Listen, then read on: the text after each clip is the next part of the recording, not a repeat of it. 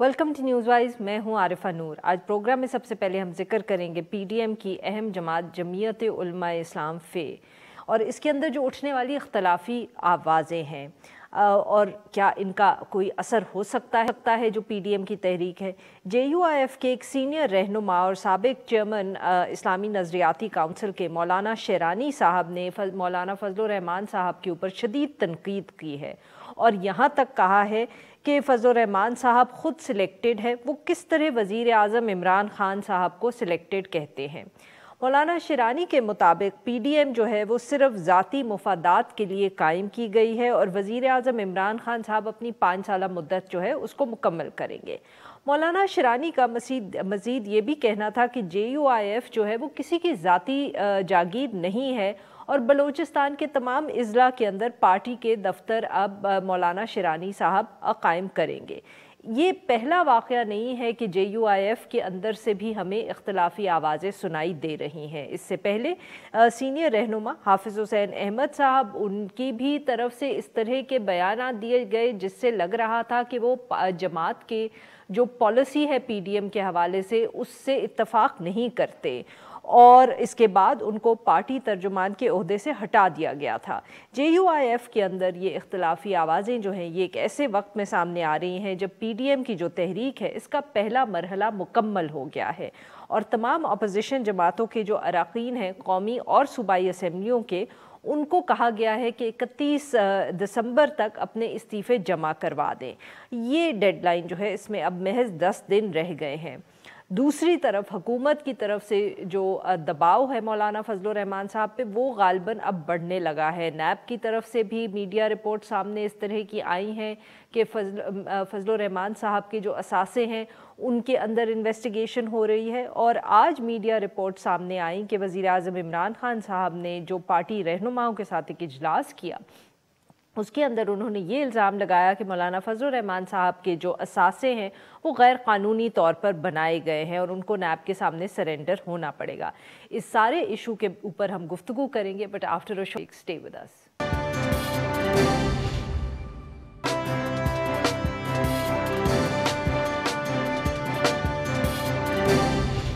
Welcome back नाज़रीन। अब हम गुफ्तगू करेंगे जो जेयूआईएफ के अंदर से आवाज़ें उठ रही हैं, इख्तिलाफ की और तनकीद हो रही है मौलाना फजलुर रहमान साहब के हवाले से और हमारे साथ मौजूद होंगे ज़ियाउर रहमान साहब, ये एक सीनियर सहाफ़ी हैं द न्यूज़ कराची से।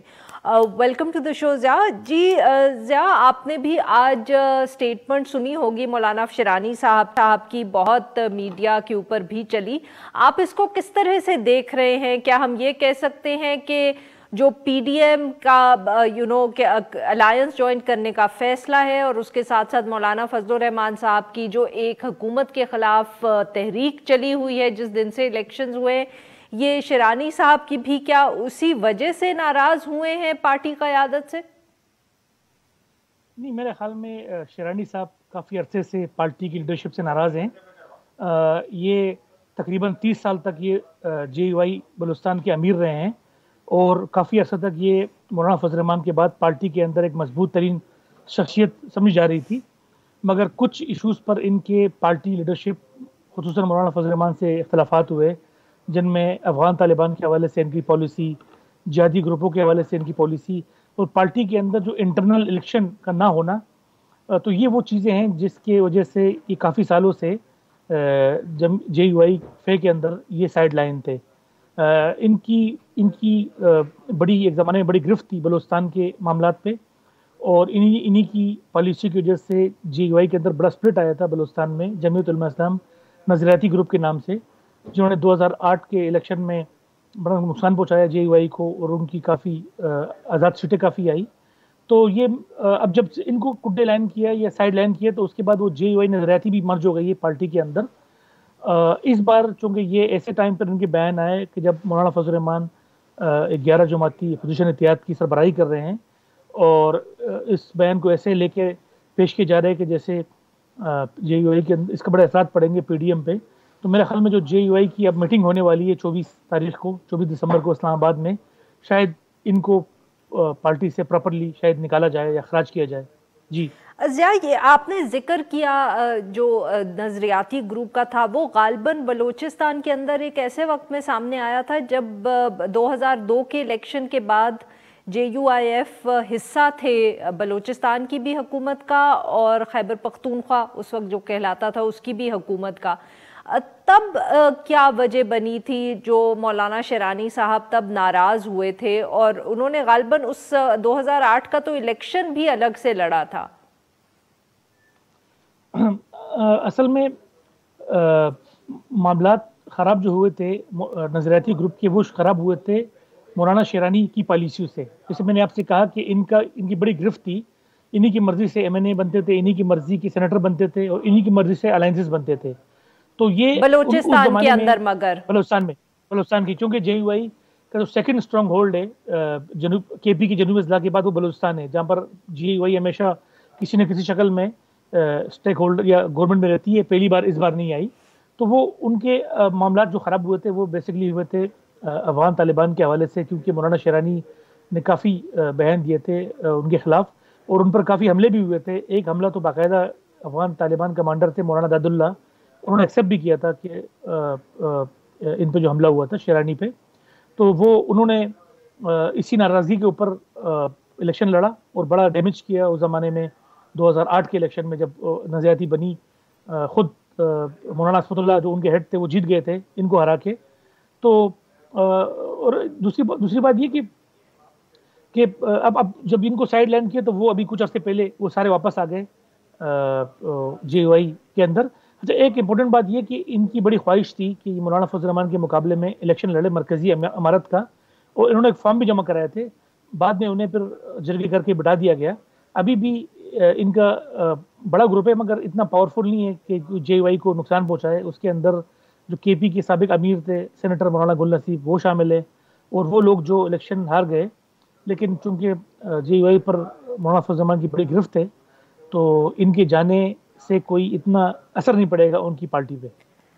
بالکل صحیح۔ ہمارے ساتھ JUIF کے مولانا رحمان صاحب بھی موجود ہیں، ان کو ہم خوش آمدید کہتے ہیں شو کے اندر۔ ضیاء صاحب، ان کے ساتھ بھی ہم بات کرتے ہیں۔ جی سر، ویلکم ٹو دا شو۔ بتائیے گا سر کہ جو یہ شیرانی صاحب کی طرف سے آج اتنی تنقید ہوئی ہے مولانا فضل الرحمان صاحب پہ، یہ کیا معاملہ ہے؟ کیا آپ کی جماعت کے اندر بھی ٹوٹ پھوٹ شروع ہو گئی ہے جیسے TV چینلز پہ کہا جا رہا ہے؟ سمجھ نہیں ہے، ذرا دوبارہ۔ جی سر، میں نے سوال یہ پوچھا کہ مولانا شیرانی صاحب کی طرف سے آج بہت تنقید ہوئی ہے مولانا فضل الرحمان صاحب پہ، اور کچھ TV چینلز کہہ رہے ہیں کہ اس سے صاف ظاہر ہے کہ JUIF کے اندر بھی ٹوٹ پھوٹ شروع ہو گئی ہے۔ تو سر ہمیں بتائیں کہ مولانا شیرانی صاحب نے کیوں اتنا سخت بیان دیا مولانا فضل الرحمان صاحب کے خلاف؟ یہ تو خیر ان سے پوچھنا چاہیے کہ انہوں نے کیوں ایسا کیا ہے، لیکن باہر کے جماعتوں میں لوگوں کی اپنی کچھ رائے ہوتی ہے، اس میں کوئی شک نہیں ہے، لیکن اس طرح اوپنلی میڈیا پر گفتگو کرنا یہ حضرت مولانا محمد خان شیرانی صاحب کے خود اپنے شان کے بھی خلاف ہے، اور ان کو ایسی باتیں نہیں کرنی چاہیے۔ باقی وہ ہمارے بڑے ہیں، میں ان کے متعلق تو کچھ نہیں کہہ سکتا، لیکن انہوں نے جو اسرائیل کو تسلیم کرنے یا اسرائیل کو کرنے کے، ہمارے سامنے تو جناب رسول اللہ صلی اللہ علیہ وسلم نے وصال کے وقت جو حدیث ہمارے علماء کوٹ کرتے ہیں کہ اخرج الیہود من جزیرۃ العرب، جزیرہ عرب سے جو ہے یہودیوں کو نکال دو، میرے خیال میں اس حدیث کے بعد تو کوئی جواز نہیں رہ جاتا۔ اور دوسرا یہ ہے کہ یہ سیاسی معاملہ اگر ہے تو پاکستان کا جو موقف ہے وہ بھی 70-75 سال سے یہی موقف ہے، اور پاکستان کے پاسپورٹ میں آج تک اسرائیل کا اندراج تک نہیں ہے، تو یہ تو پاکستان کے موقف کے بھی خلاف ہے۔ تو مجھے سمجھ نہیں آ رہی کہ انہوں نے کیوں ایسا کیا ہے، لیکن باہر کے اپنا یہ جمعیت علماء اسلام کا موقف ہے اسرائیل کو تسلیم کرنے کا، اور نہ ہی پاکستان کا یہ موقف ہے۔ سر یہ تو آپ نے بہت اہم بات کی اسرائیل کے حوالے سے، پر انہوں نے مولانا فضل الرحمان صاحب حوالے سے بھی گفتگو کی۔ کیا اب جمعیت علماء اسلام کوئی اس حوالے سے قدم اٹھائے گی جس کو ہم کہتے ہیں انگریزی میں کوئی ڈسپلنری ایکشن جو ہے آپ لوگ لیں گے مولانا شیرانی صاحب کے خلاف؟ ان سے پوچھا جائے گا کہ انہوں نے اس طرح کی تنقید کیوں کی فضل الرحمان صاحب پہ؟ ایسا ہے کہ ہمارے جو مرکزی مجلس شورا ہے اس میں ان کے حوالے سے کچھ ایسی گفتگو ہوئی تھی اور اس میں مرکزی جماعت نے ایک کمیٹی بنا دی ہے. وہ کمیٹی شیرانی صاحب سے ملے گی بھی اور ان سے بات بھی کرے گی اور لازماً آج کا جو ان کا موقف ہے وہ بھی سامنے آئے گا. تو جب یہ موقف سامنے آئے گا اور ان سے گفتگو ہوگی تو پھر اس کے بعد ہی ہم کوئی رائے پیش کر سکیں گے. تو سر یہ کب ملاقات ہوگی؟ یہ تو مجھے علم نہیں ہے لیکن کمیٹی بنا دی گئی ہے اس کے لیے اور ان سے وہ ملاقات بھی کرے گی اور ان کے ساتھ ان معاملات کو ڈسکس بھی کرے گی. تو سر کیا یہ ممکن ہے کہ شیرانی صاحب کی طرف سے جو تنقید ہوئی اس سے ہم یہ کہہ سکیں یا یہ نتیجہ نکال سکیں کہ شاید آپ کی جماعت کے اندر بھی جو پی ڈی ایم کے اندر آپ حصہ بنے ہیں اور آپ نے ایک فیصلے بہت سخت سے کیے ہیں استعفے دینے کے اور مارچ کرنے کے، کیا اس کے خلاف اور بھی سینئر رہنما ایسے ہوں گے جو پریشان ہیں اور شاید یہ سوچتے ہیں کہ یہ جماعت نے صحیح فیصلہ نہیں کیا؟ نہیں، جماعت کا جو موقف ہے اس کو تو بالکل واضح ہے اور یہ نہیں ہے کہ جماعت کے اندر جو ہے کوئی ایک شخصیت فیصلہ کرتی ہے. جماعت کی شورا نے فیصلے کیے ہیں، جماعت کی عاملہ نے فیصلے کیے ہیں، جماعت کے مرکزی مجلس عمومی نے فیصلے کیے ہیں اور اس میں ہمارے یہ حضرات شریک ہوتے ہیں. ایسا نہیں ہے کہ عمومی کے اجلاس میں جنرل کونسل میں یہ لوگ شریک نہیں ہوتے، اس میں شریک بھی ہوتے ہیں، وہ اپنا موقف بھی دیتے ہیں، لیکن بالآخر جو فیصلہ ہو جاتا ہے اسی پر جماعت گامزن رہتی ہے. سر اس سے پہلے حافظ حسین احمد صاحب نے بھی کچھ ایسی سٹیٹمنٹس دی تھیں، کچھ ایسے بیانات دیے تھے کہ پارٹی قیادت نے ان کے خلاف بھی ایکشن لیا تھا. کیا وہ اب صرف جو ایک وہ پوزیشن ہولڈ کرتے تھے جماعت کے اندر ان سے وہ لے لی گئی ہے، مگر کیا وہ جماعت کا اب بھی حصہ ہیں؟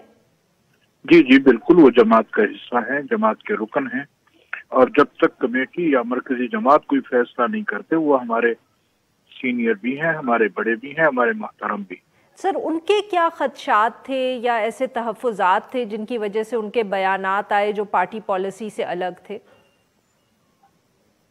یہ تو خیر ان سے پوچھا جا سکتا ہے، لیکن میرے خیال میں چونکہ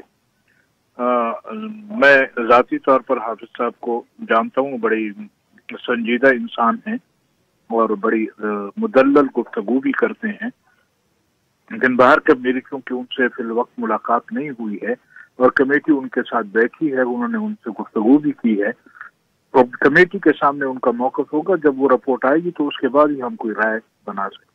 بالکل صحیح، شکریہ سر.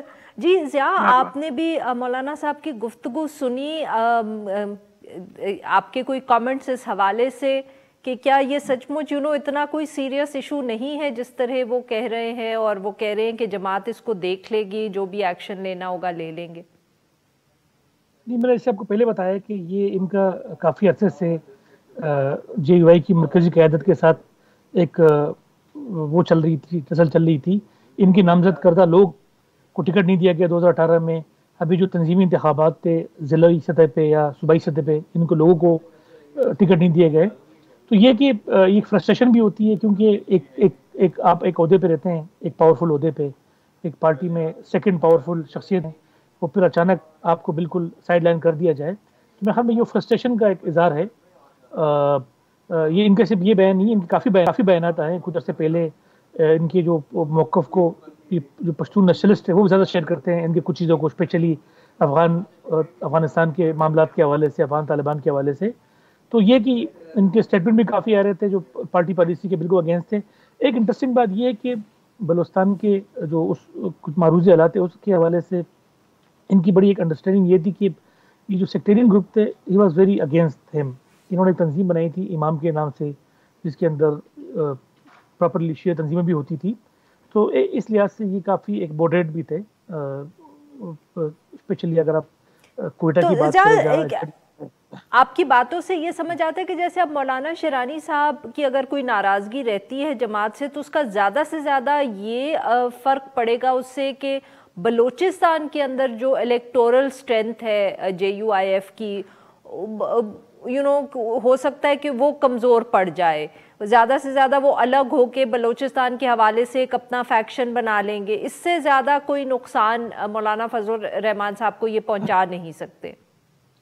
بالکل، جیسے پہلے بھی گروپ بنے جمعیت علماء اسلام سمیع الحق گروپ، وہ بھی اتنا ڈیمیج نہیں کر سکے، باوجود کہ ان کے پاس ایک بہت بڑا مدرسہ بھی تھا، ان کی بڑی پرسنالٹی تھی مولانا سمیع الحق کی، تو یہ بھی ایک فیکشن بنائیں گے، لیکن میرے خیال میں کچھ اتنا بڑا ڈیمیج نہیں ہوگا، کچھ سطح پر شاید کچھ ایریاز میں کچھ ضلعوں میں شاید ووٹ تقسیم کرے، لیکن اتنا بڑا ڈیمیج نہیں ہوگا پارٹی کو۔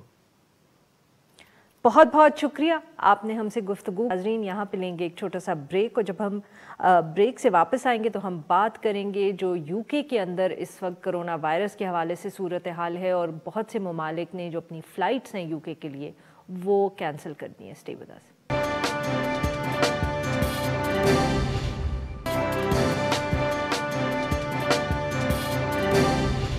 Welcome back. پروگرام کے اس حصے میں ہم ذکر کریں گے برطانیہ کا، جہاں میں کرونا وائرس کی جو اس وقت کیسز ہیں اب وہ بڑھتے نظر آ رہے ہیں، اور کہا یہ جا رہا ہے کہ کرونا وائرس کے اندر بھی ایک نئی شدت آ گئی ہے، ایک نیا سٹرین جو ہے وہ سامنے آیا ہے۔ جو برطانیہ کے چیف میڈیکل آفیسر ہیں پروفیسر کرس وٹی، انہوں نے یہ دعویٰ کیا ہے کہ ملک کے اندر جو کرونا وائرس ہے اس کی ایک نئی قسم کا، ایک نئے سٹرین کا پتہ چلا ہے، اور اس کے باعث برطانیہ کے جو جنوب مشرقی علاقے ہیں وہ زیادہ متاثر ہوئے ہیں، اور کیسز بھی جو ہے وہ زیادہ تیزی سے پھیل رہے ہیں۔ پروفیسر کرس کے مطابق یہ جو نیا وائرس ہے یہ موجودہ وائرس کی مقابلے میں زیادہ تیزی سے پھیل رہا ہے۔ وزیر اعظم بورس جانسن نے تو یہاں تک کہہ دیا ہے کہ جو نیا وائرس ہے وہ پرانے وائرس کے مقابلے میں 70% زیادہ تیزی سے پھیل رہا ہے۔ اس صورتحال کے اوپر عالمی ادارہ صحت یعنی کہ WHO نے بھی تشویش کا اظہار کیا ہے، اور یہ اعلان کیا ہے کہ جو نئی کرونا صورتحال ہے اس پہ وہ برطانوی حکام کے ساتھ مسلسل رابطے کے اندر ہے۔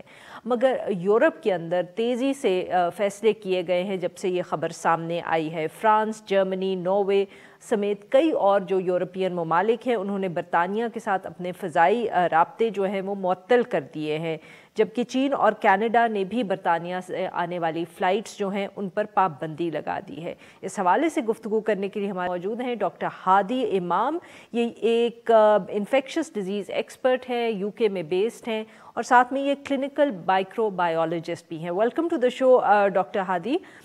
Sir thank you so much. یہ بتائیے گا کہ یہ جو اطلاعات آ رہی ہیں، اور آبویسلی بہت خوف و ہراس بھی پھیل گیا ہے ان کی وجہ سے، کہ ایک نئی سٹرین کرونا وائرس کی UK کے اندر پائی جا رہی ہے، یہ کس حد تک صحیح ہے sir? Thank you so much for inviting. Yes, جیسے آپ انٹرو میں بھی بتا رہی تھی ساری چیزیں، لیکن یہ بات تو پروو ہو گئی کہ نیا سٹرین ہے۔ جب یہ گورنمنٹ نے بات پبلک کی تھی تو ساری انویسٹیگیشن ہو چکی تھی۔ اس وقت جو ہے وہ 17 وہ کنفرم ہے 17 میوٹیشن ہو گئی ہے۔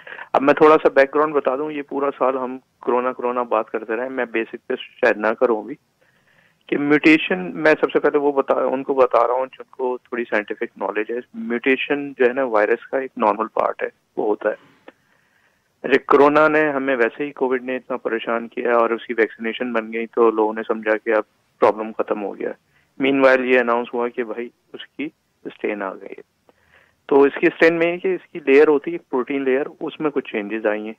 یہ اس کا پرنسپل ہے۔ اب میں عام لینگویج میں سمجھا دوں کہ تاکہ ساری آڈینس ہماری سمجھ سکے کہ وائرس جو ہے اس میں تبدیلیاں بڑی سی عام سی بات ہے، اور بعض دفعہ یہ خطرناک ہوتی ہے کیونکہ وائرس کا شیپ بھی بدل جاتا ہے، اور بعض دفعہ ہلکی پھلکی ہوتی ہیں۔ تو اس دفعہ بھی یہی ہوا ہے کہ یہاں پر ساری چیزیں سسٹمک فالو اپ ہوتا رہتا ہے، جینوم پڑھنا یعنی اس کی جینز پڑھتے رہتے ہیں وائرس کی، تو پتہ چل رہا ہوتا ہے۔ تو یہ بات کنفرم ہے کہ اب وائرس میں میوٹیشن آ گئی، ان میں تبدیلی آ گئی۔ معاف کریے گا یہاں آپ کی بات کاٹ رہی ہوں، مگر اب تک جتنی بھی میوٹیشنز آئی ہیں یا تبدیلیاں آئی ہیں ان کے بارے میں جو ایکسپرٹس تھے وہ یہی کہتے تھے کہ کوئی خاص ایسی بڑی تبدیلی نہیں آئی جس سے ہمیں یہ خدشہ ہو کہ یا مرض تبدیل ہو گیا یا انفیکشن کا اس کا اسپریڈ میں کوئی تبدیلی آئے گی، یا ویکسین جو ہے وہ مؤثر نہیں ہوگی. تو جو یہ بات ہے کہ یہ جو نیا اسٹرین ہے یہ 70% زیادہ انفیکشس ہے، اس بات میں کس حد تک صداقت ہے؟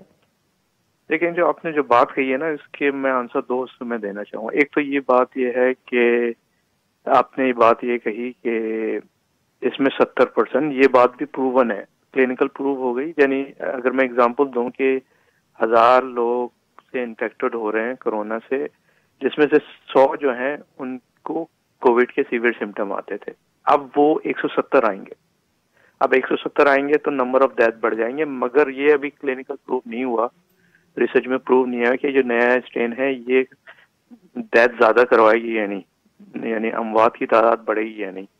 ابھی بالکل نئی چیزیں آہستہ آہستہ اسٹیبلش ہو رہی ہے. تو سر اگر یہ اسٹیبلش ابھی تک نہیں ہوا کہ اموات زیادہ ہوگی، تو کیا یہ ریسرچ میں اسٹیبلش ہو گیا کہ 70% زیادہ یہ اسپریڈ کر رہا ہے یا 70% زیادہ یہ انفیکشس ہے؟ جی یہ تو پروون ہے، کیونکہ میں جو ایریا افیکٹڈ ہے ان میں سے میں انہی ایریا میں رہتا ہوں. ہم روز یہ دیکھ رہے ہوتے ہیں. دوسرا یہ ہے کہ دو بڑی ریسرچ ہے، امپیریل کالج کی، آکسفورڈ کی، تو یہ تو پروون ہے، اور جس کی بیس پہ انہوں نے نیوز لیک کی، کیونکہ انہیں معلوم تھا اس نیوز کا امپیکٹ بہت دور تک جائے. تو یہ بات تو پروون ہے کہ اباؤٹ 70%، تھوڑا سا آگے پیچھے علیحدہ ہو جائے، ہائیلی انفیکٹڈ ہے، اور اس کی وجہ سے یو کے میں نمبر آف کیسز بڑھے ہیں ساری پریکاشن کے باوجود. That's why they are worried. اچھا دوسرا جو میں نے کہا تھا آپ کے کوشچن کا آنسر، دیکھیں اگر یہ اتنی پریشانی کی بات نہیں ہوتی تو پھر دنیا نے اپنے بارڈر کیوں بند کر رہے ہیں یو کے سے؟ کوئی نہ کوئی ریزن ہے نا. ہر کی اپنی سائنٹسٹ بیٹھے ہیں، ان کی کمیٹیاں بیٹھی ہیں، دے ریسرچ، دے کیلکولیٹ، ہر کوئی اپنے ملک کے مفادات دیکھ سکتا ہے. دیکھیں ابھی تو کچھ نہیں ہے، خدا نہ خواستہ کچھ گڑبڑ ہوئی تو بہت زیادہ امپیکٹ پڑے گا. اور میری نالج میں یہ ہے کہ اپ ٹو 30 کنٹریز نے بین کر دیا یو کے ارائیول.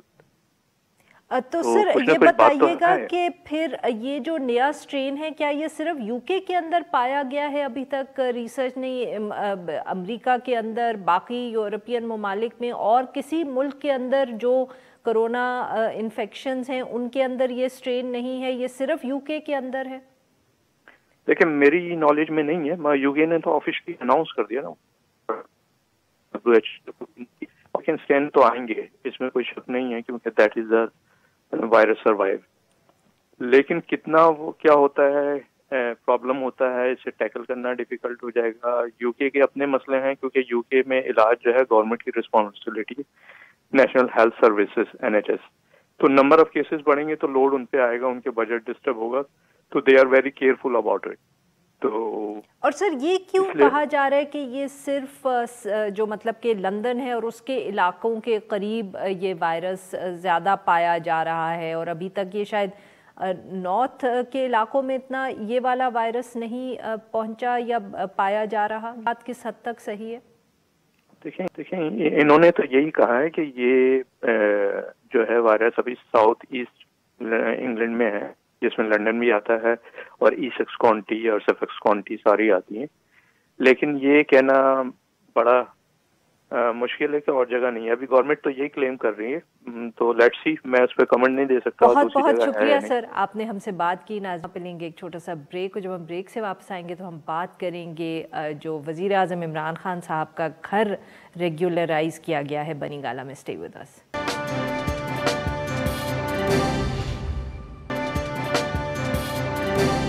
Welcome back. پروگرام کے آخر میں ہم ذکر کریں گے وزیر اعظم عمران خان صاحب کا جو بنی گالہ کے اندر گھر ہے اس کے نقشے کو کہا جا رہا ہے کہ CDA نے کلیئر کیا ہے.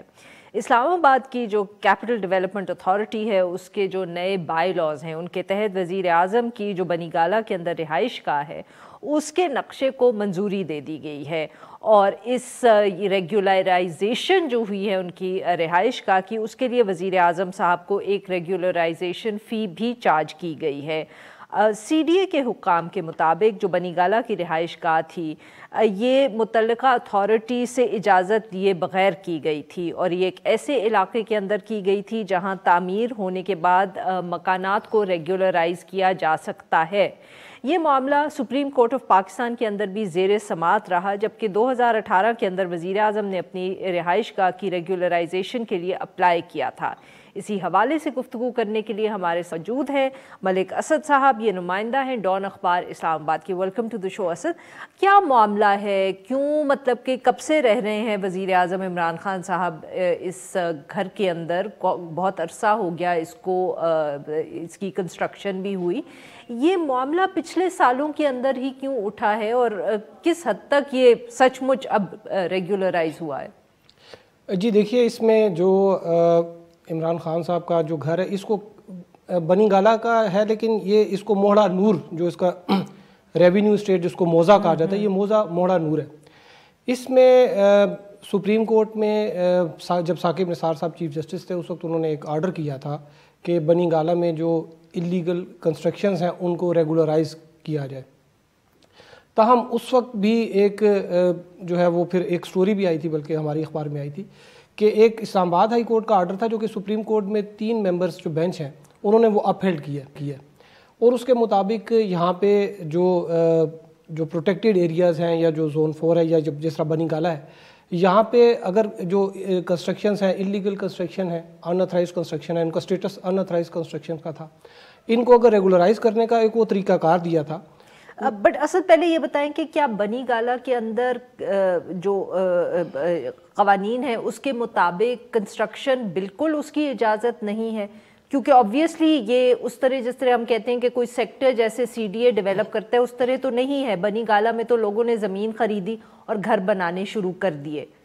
جی اصل میں دیکھیں جو بنی گالہ جو ہے نا، یہ اس میں یہاں پہ کیوں یہاں پر کنسٹرکشن بین ہے، اس کی ریزن یہ ہے کہ جو راول ڈیم ہے جو کہ پانی کا ذخیرہ ہے راول پنڈی کے جو لوگوں کے لیے، وہاں پہ جو بنی گالہ ہے وہ اس کا کیچمنٹ کا ایریا ہے، تو یہاں پہ سیوریج کے جو ہے وہ اس طرح کے جو لوگوں کے اتنے زیادہ گھر بنے ہوئے ہیں، تو جب بارش آتی ہے تو وہ بیسکلی تو راول ڈیم اس وجہ سے بنا تھا کہ یہاں پہ پانی جمع ہو جائے گا، اور یہاں پہ راول پنڈی میں اور اسلام آباد میں بھی کچھ جگہوں پہ وہ اس کا پانی ڈسٹریبیوٹ کیا جائے گا۔ تو یہاں پہ جب لوگوں نے گھر بنا لیے تو پولوٹیڈ جو جھیل جو ہے وہ پولوٹ ہونا شروع ہو گئی۔ آپ کو یاد ہوگا افتخار چودھری صاحب نے بھی ایک زمانے میں وہ راول لیک کے اوپر وہ کنٹامینیشن کے اوپر نوٹس دیا تھا۔ ان تمام گھروں کا جو سویج ہے وہ جا کے اب لیک کے اندر جی اور کوئی جگہ نہیں ہے نا، پانی بھی جو ہے وہ اس کا سارا ادھر ہی جاتا ہے۔ تو یہ افتخار چودھری صاحب نے پہلے بنی گالہ اور جو دوسرے اس طرح کے علاقے تھے وہاں پہ اس چیز کا نوٹس لیا، وہاں پہ پھر انہوں نے کہا جی سیوریج ٹریٹمنٹ پلانٹس بنائے جائیں، لیکن ابھی جو یہ ثاقب نثار صاحب نے جو یہ کہا کہ جی اس کو ریگولرائز کر دیں، تو اس وقت پھر یہ سامنے آئی ایک چیز بات کہ یہ ایک آرڈر آلریڈی تھا جس میں ایک کمیشن کا کہا گیا تھا، ایک کمیشن بنے گا اور اس میں انوائرمنٹلسٹ ہوں گے، وہ کمیشن پھر یہ وہ طے کرے گا کہ کون سا گھر جو ہے وہ ریگولرائز ہونے والا ہے کون سا نہیں ہے، اور بڑی ہیوی کاسٹ جو ہے وہ اس پہ جو کمیشن نے امپوز کرنی تھی اللیگل کنسٹرکشن پہ، کیونکہ یہاں پہ پھر بعد میں جو ابھی سپریم کورٹ میں ایک امپلیمنٹیشن بینچ بنا اس نے بھی یہ کہا جی کہ اس طرح سے ہے کہ اگر سیوریج ٹریٹمنٹ پلانٹ لگا دیے جائیں تاکہ پانی جو ہے وہ ذرا ٹریٹ ہو کے پھر اس میں جائے۔ تو اسلام آباد ہائی کورٹ کا جو آرڈر تھا ثاقب نثار صاحب نے اس کو مد نظر رکھ کے اپنا فیصلہ دیا، یا جیسے ان کا جو فیصلہ ہے وہ بالکل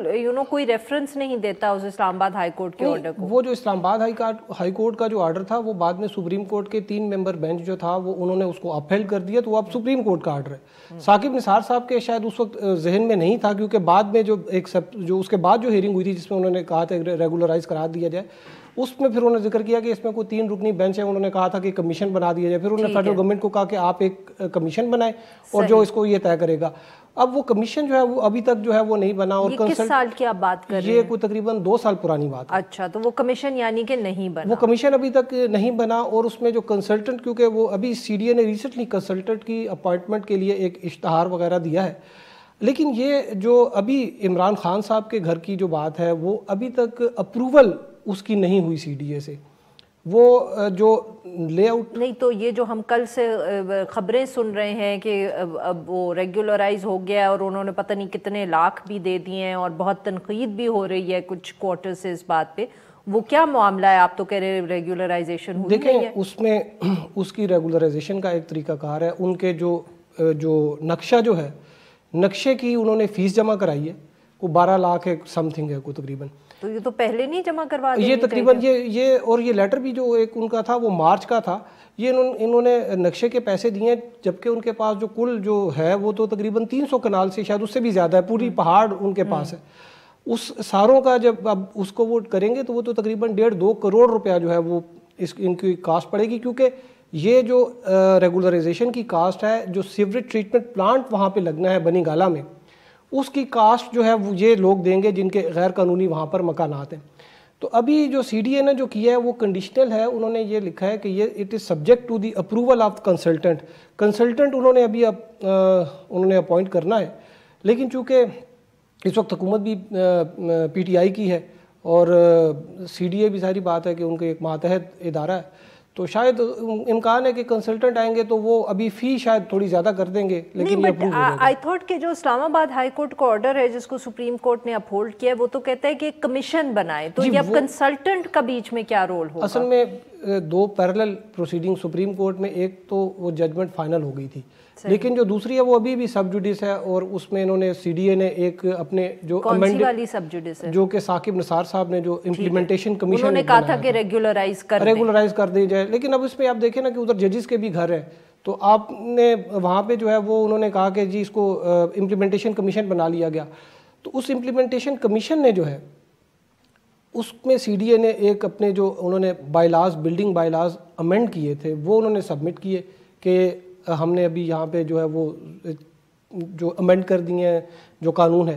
اس جو امینڈڈ بلڈنگ بائی لاز تھے اس کے تحت پھر عمران خان صاحب جو ہیں ان سے یا ان کے آفس سے، کیونکہ خان صاحب کو تو شاید اتنی نیٹی گریٹی کا تو نہیں پتہ ہوگا یا اتنے اس میں تو نہیں جاتے ہوں گے، ان کے آفس سے شاید وہ چیزیں منگوا لیں کہ بھائی ہمیں دے دیں تو ہم یہ کر دیتے ہیں، پروسیس سٹارٹ کر دیتے ہیں. تو انہوں نے امینڈ کیوں کیے ہیں bylaws C D A نے؟ کیا یہ اس لیے صرف کیے گئے ہیں کہ وزیر اعظم صاحب کا گھر جو ہے ریگولرائز کیا جائے؟ نہیں، اس میں اس کے علاوہ بھی ایشوز تھے. ہائی رائز بلڈنگز کا بھی ایشو تھا کہ یہاں پہ شہر میں جو ہے ایک لمٹ تھی، اس سے زیادہ اونچی بلڈنگز نہیں بنائی جا سکتی تھیں. پھر اس کے علاوہ لینڈ ایکوزیشن کے بھی ان کے ایشو تھے. وہ تمام چیزیں تھیں. بیچ میں یہ بھی ایک تھا.